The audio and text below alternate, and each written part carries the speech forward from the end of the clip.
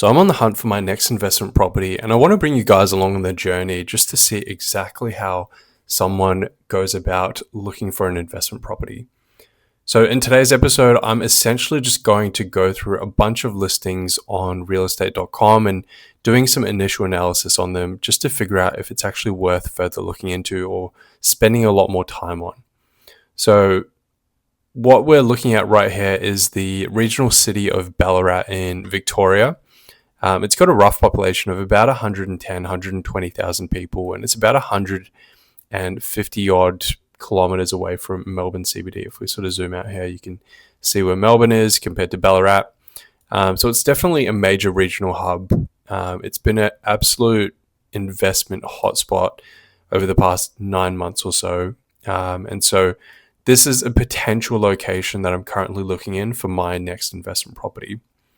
So whenever I'm looking at a new sort of regional city or any specific location, I try and get a feel of the actual overall geography of the location firstly. So just looking on Google Maps, we see that Ballarat CBD is over here. To the east, there is not a whole lot of residential property or even immediately developable land. So you can see that there's a bunch of forestry here with the Canadian plantation, whatever this is, ranges and forests and all of this land that is, in no recent future is going to be developed out to further residential property. Now, the reason why I care about this is because the key driver to property investment and growth is the simple relationship between supply and demand. What I'm looking out for is essentially the ability for new supply to come into the market in the short to medium term. So you can see how on the eastern sort of side of Ballarat, there's no immediate housing supply that can or will or is currently coming into sort of existence. Sort of at these bottom sections of Mount Clare, you can see some property is popping up, but it's not to a volume that is going to be of a concern. Nor would I ever really buy any properties around this particular pocket anyway. But if you sort of zoom out a little bit, you can see where there are specific pockets where there is very high risk of increased supply. So if we look at the western side of Ballarat, you can see the suburb of Lucas, where pretty much all of these properties formed part of one massive land subdivision where a company essentially bought up this whole plot of land, subdivided every single block of land, obviously taking into consideration where certain parks would be or where certain commercial buildings would be, where schools would be. But overall, these are all built in one sort of project. And so it's essentially hundreds and hundreds of identical properties that are popping up all around the same time. And this is a absolute no-no when it comes to property investment. Similarly, locations such as Winter Valley down here, even this bottom part, Bond Shore, as you can see, there's a lot of new supply coming in.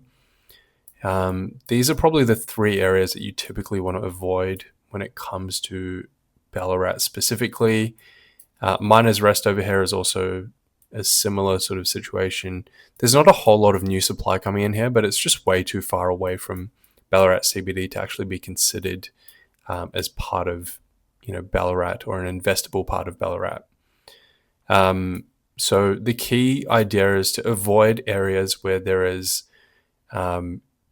risk of increased housing supply because property investment is a long-term game. You're holding these properties for anywhere from 5 to 10, 15, 20 years, and you don't want to have that sort of risk which can impact the ability of your specific property to grow. Now that I've gotten a rough understanding of the geography of Ballarat, what I'll do next is essentially go into realestate.com and I will search up the whole Ballarat region, go into a map view, and you can sort of immediately see that there are hundreds of property listings available, and we're not going to click on every single one of them. That would just be an absolute waste of time. So let's just zoom in on where, the center of Ballarat actually is. This is the sort of metro area of Ballarat. Ballarat is a much larger LGA, which essentially forms all of this section, but we only really care about this particular metro pocket. Now, even here, there are way too many properties for us to look at. So we're going to filter by what we're actually sort of looking for. Now, for me specifically, I am looking for a standalone house. The price range that I'm looking at is about 450 to 600. And I'm looking for something between 3 to 4 bedrooms with at least 1 bathroom. If it was a 4-bedroom, I would require at least 2 bathrooms, but if it's just a 3-bedroom property, then 1 bathroom is perfectly fine. Car spaces, I don't really care about. Land size isn't a huge deal, but just to reduce down the pool of properties that I'm actually looking at, let's just consider properties above 400 square meters. Now, new or established properties, I don't care about new properties because they're most likely going to be in new suburbs where there's going to be supply risk. So let's go to established properties only. Now, I don't really care about any of the features when it comes to outdoor or indoor features. I don't care if there's an ensuite or if there's a study.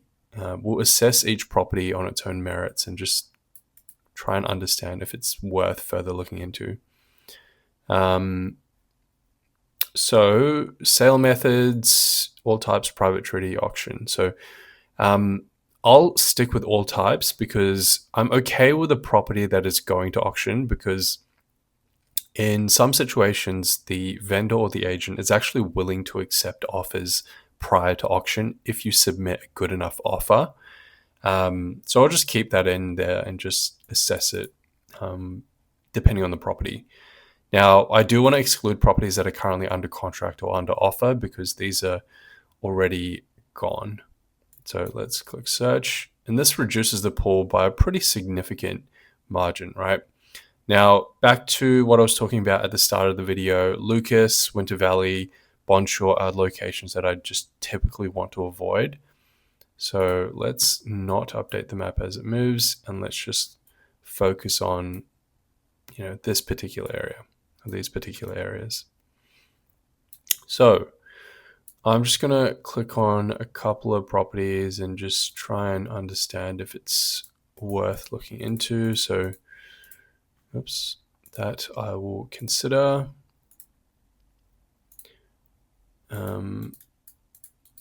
This I will consider.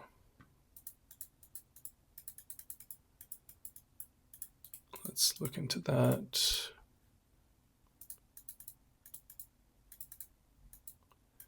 Immediately, you can sort of tell that this property has a lot of maintenance required on it. Like, just even looking at the flooring, this is just straight concrete slab. They don't even have flooring on it, which wouldn't actually be the biggest issue, but I also don't like that it's a 4-bedroom, 1 bathroom. So just on that basis, I'll skip it. This property looks good, but it's just a little bit too far out of my budget. So I don't want to pay any more than 600, and it's already being listed for over 600. So skip that one. This property, let's look into this as well.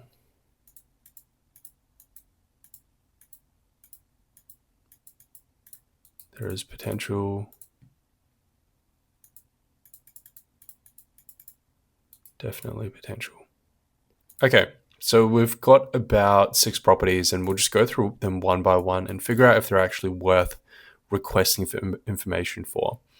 As you can imagine, when you're going on realestate.com, you probably click on, tens of properties in any one go. It's like scrolling through TikTok.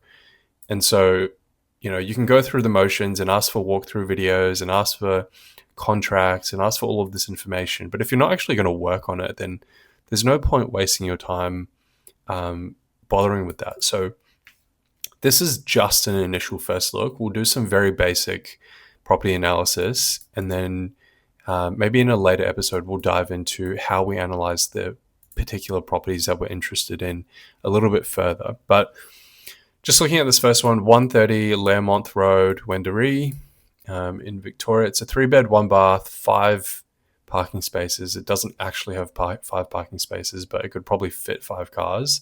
That's why number of parking spaces doesn't really matter. Land size is really good, sitting on about 715 square meters of land. Price point looks really good as well. And it's a brick single-story construction property. It's got concrete tiled roofing, which is good. And overall, just from the initial photo, it looks in really good condition for its age. So we'll just go through some of the other listing photos. Kitchen looks like it has been renovated at some point. Probably not any time recently, but this isn't an original kitchen. So that's a good thing that it has been renovated at some point. This is the sort of side. This is the carport at the front, so you sort of access the property through these gates. Now, one thing that I notice is that this property has these sort of vent holes into the subfloor. What this tells me is that this property is built on concrete. It's built on stumps, some sort of stumps, and so you want to figure out further on when you ask the agent for information: is this property built on timber stumps or is it built on concrete stumps? Are there any structural issues that the agent is aware of? Because properties built on stumps that are around this age, looks like it was built around the 80s or even earlier, can have deterioration in the structural sort of components that are that the property is sitting on. So that's definitely something to take mental note of. This is the other side of the property, I believe. So they've got dogs, which could be a red flag, but not a big deal. Backyard is pretty basic. It has some shedding, but not anything nice. This is the original bathroom. So the kitchen would have at some point looked kind of like this in terms of its age. So bathroom is kind of ugly and will definitely need work at some point. This is already turning into a little bit of a red flag for me because my investment sort of methodology is not to have to put too much capital into the property going into it when it comes to cosmetic renovations and things like that. So carpets look very worn. They probably need to get replaced. The kitchen looks fine. Bedrooms look fine.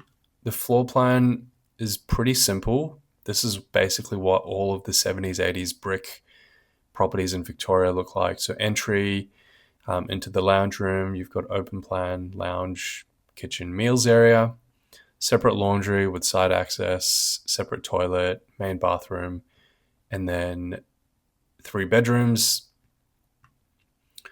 One is without any built-in robes, which is quite common for properties of this age.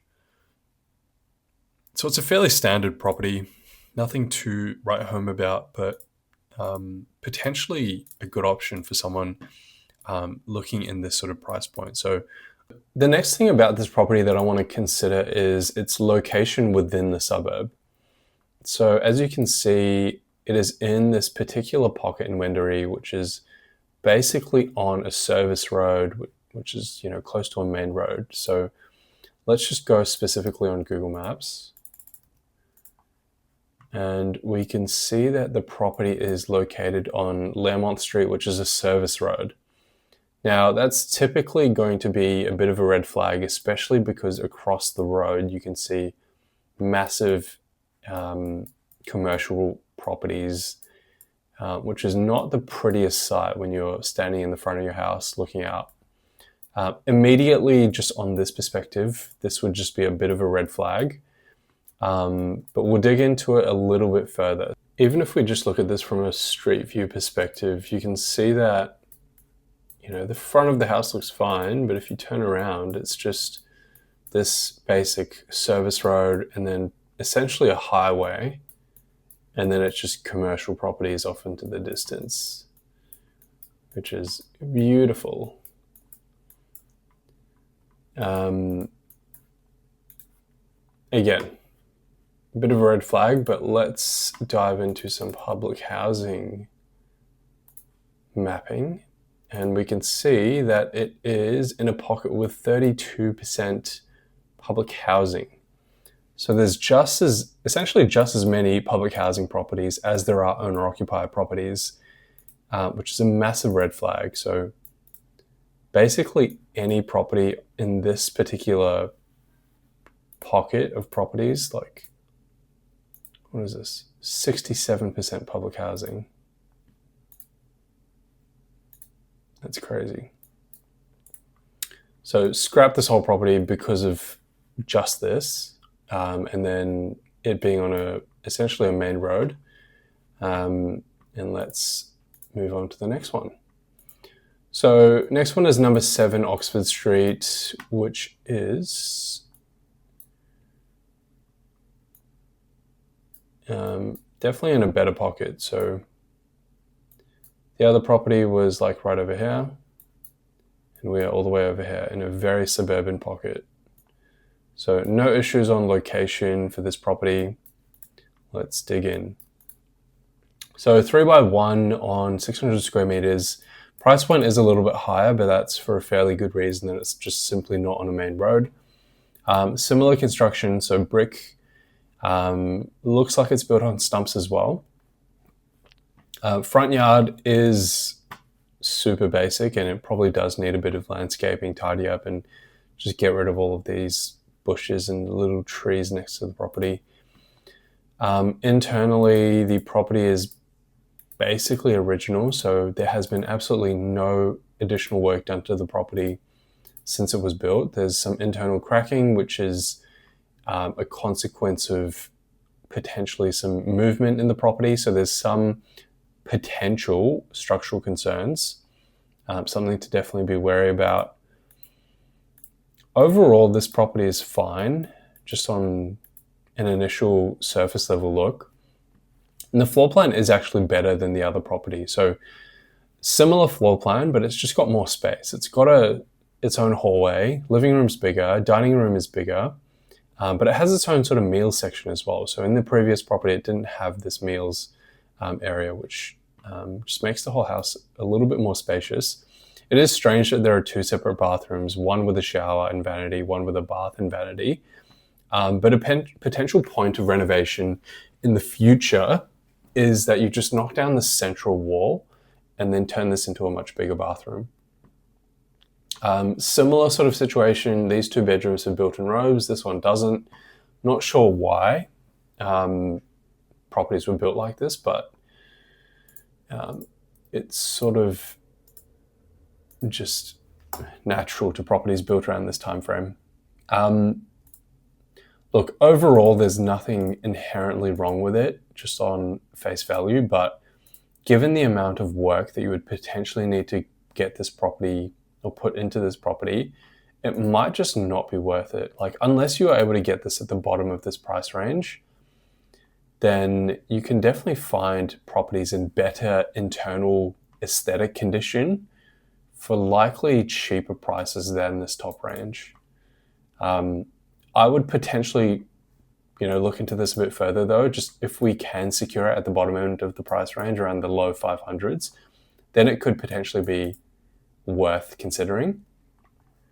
But to get this into like a modern look, you're potentially looking at like $50,000 worth of renovations. New kitchen, new carpets, new flooring, new paint, new bathrooms.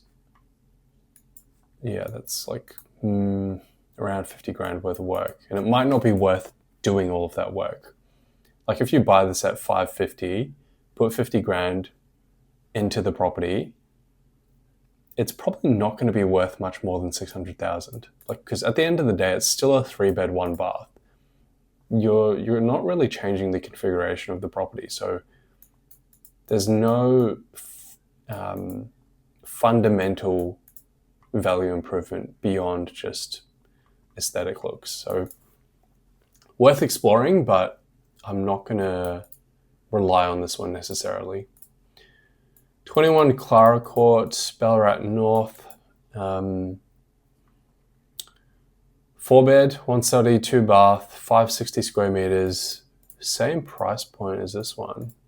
So immediately off the bat, you can kind of sense that this is probably worth a little bit more because it's got an extra bathroom, it's got an extra bedroom. But let's just dig in and see if that's actually true or not. So immediately you can tell that there's probably some things that the agent or the vendor is trying to hide. They've severely edited this photo. The front lawn, I can guarantee you, does not actually look like this in real life. I guarantee you the living room does not look like this in real life. What is going on here?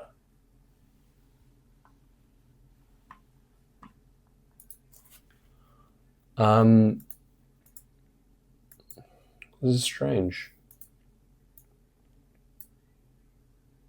What is going on here? Who edited these photos?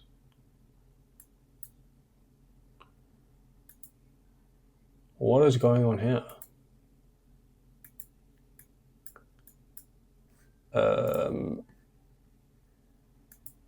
I would honestly just reject this property purely out of how strange it is.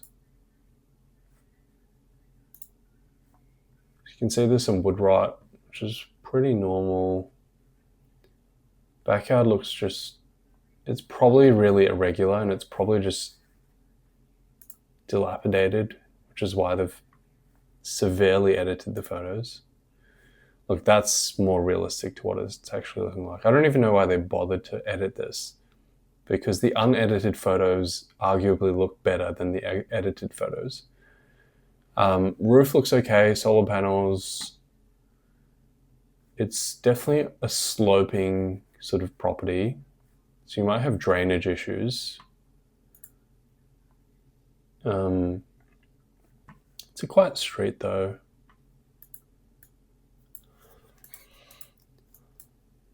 I would dig into this further or just completely reject it, completely depending on how I'm feeling on the day. So you might want to look into this further, but today I'm just not getting good vibes.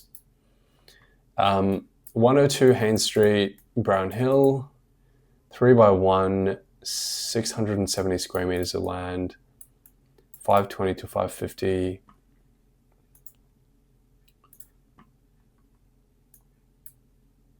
It is corner block across the road from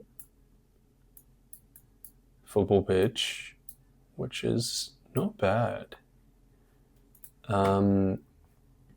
But it looks like a very old house. So you can tell it needs an external cleaning or an external repaint, probably a repaint anyway. This is a pretty old property that needs an internal repaint. Kitchen, like the vinyl's falling apart over here.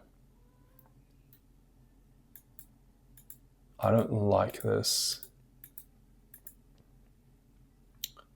I definitely don't like this. Look, the external facade of the property, I don't know if this is weatherboard or if it's some type of cement sheet board, but it definitely needs a clean.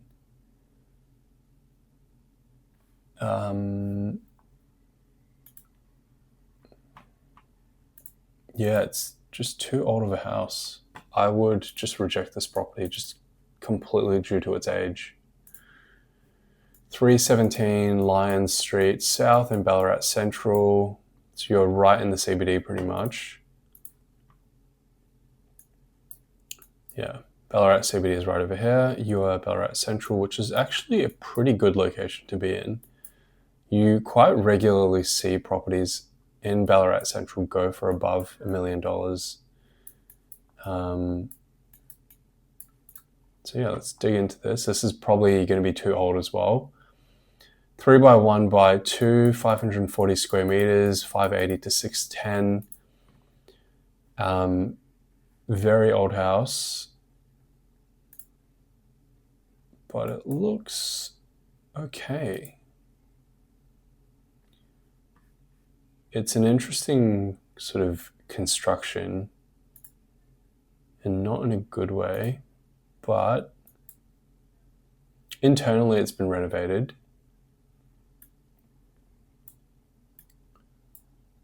Kitchen looks good. Bathroom looks good. Front looks interesting.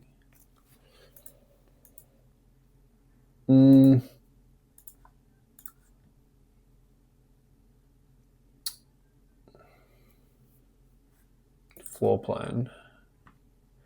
Entry, living, family, dining, 3 bedrooms, laundry, bathroom, kitchen, al fresco.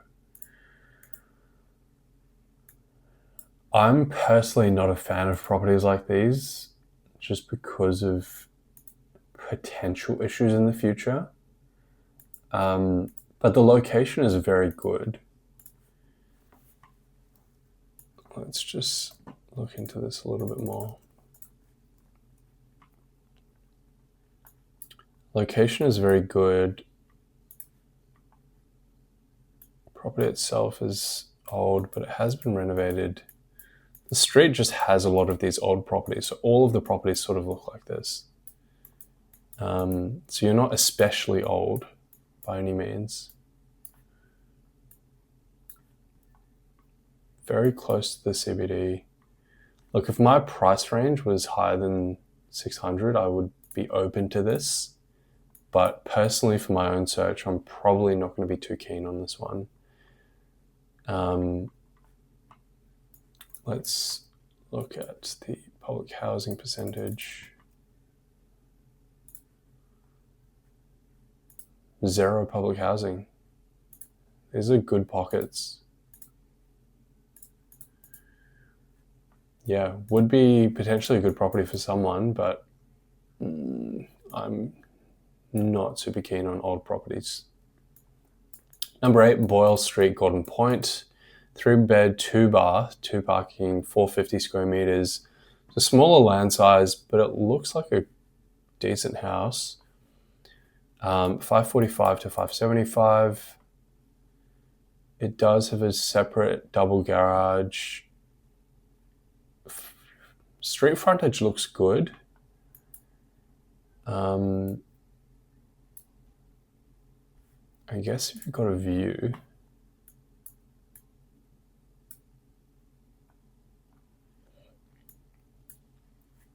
Kitchen is original, super dated. This is the main living area. Bathroom is also super dated, but it's not bad.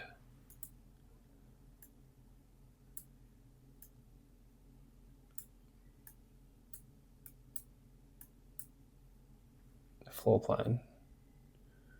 So entry into the living room, meals, kitchen, bedroom, separate laundry, toilet, main bathroom, bedroom, a master bedroom with a walk-in robe and ensuite, bedroom 3. This would be interesting actually. I like it because it has 2 bathrooms. Price point is within what I'm looking at. Land size is a bit smaller, but that's not a big problem. Location is also very good. It's not on a busy road or anything. CBD is literally up the road. Let's check.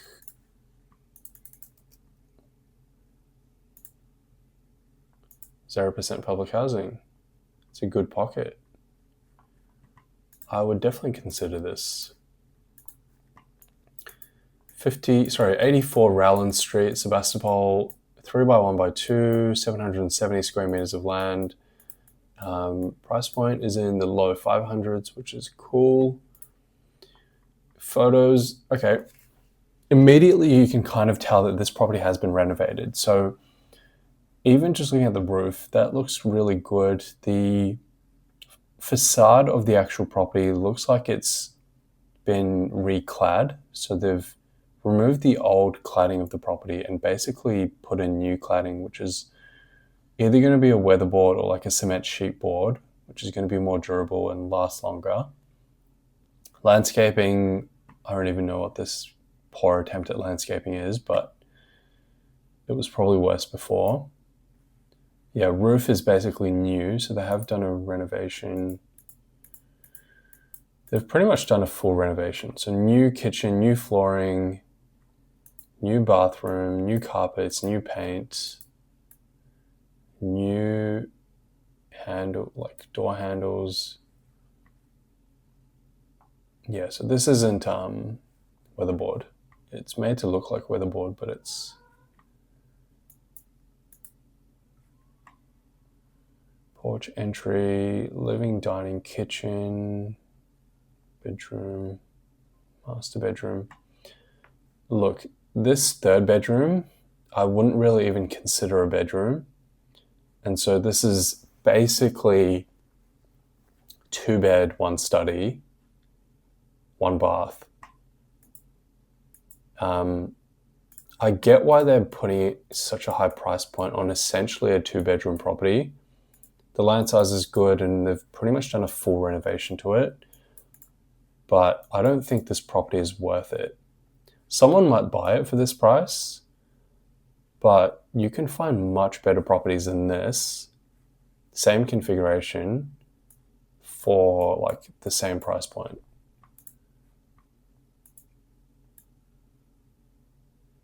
This could be a future development site, but look, not something that I'm interested in personally. Awesome. So we are pretty much left with just these 2 properties. So out of, the 5, 6, or 7 properties that I opened up and was initially interested in, obviously I didn't search for everything. There's probably, a lot more properties worth looking at. Probably not any of these properties because it's along a main road. So I hope this video helped in providing you with some sort of insight in how you essentially do your initial due diligence. Now, this process is only to figure out if it's worth further looking into. And out of the essentially 7 or 8 properties that I went through, only these 2 I found were actually worth gathering more information on. So the next steps from here would essentially be to reach out to the agent and ask for more information about the property. If you have any specific questions, for example, for this property specifically, you notice that there was some internal cracking. Is the agent aware of any structural concerns with the property? Has a building and pest inspection been done on the property before? And just gather some more information and see if there's any other red flags or potentially any, attractive features of the property that you're not aware of just looking at the listing itself. This was quite fun, so let me know if there's any other particular locations that you want me to look at and do some initial property due diligence, or if there's any specific properties you want me to dive into. I'm keen to continue this potentially as a series and just explore different locations around the country that I'd be looking at for my own investment property search. Thank you guys a lot. I will see you in the next one. Bye.